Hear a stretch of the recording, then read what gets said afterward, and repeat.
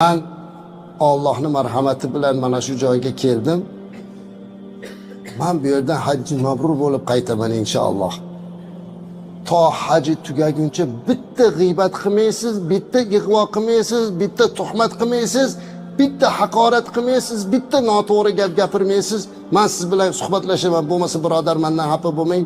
Men eshitmayman, gaplashmayman deb aytib qo'yavering. Agar shunaqa qilib ko'ring ya, hoji akalar, hoji onalar, shunaqa qilib ko'ring, o'zi birinchidan sizdan hech qanaqa gap chiqmay qoladi. Chunki bizning gaplarimizni har ikkidan bittasi g'iybat yoki ig'vo yoki haqorat. Agar shularni hammasini olib qo'ysa gap yo'q, chiqmaydi. Buning uchun kelish kerak. Zikrga, duoga, Allohni eslashlikka o'tish kerak aslida.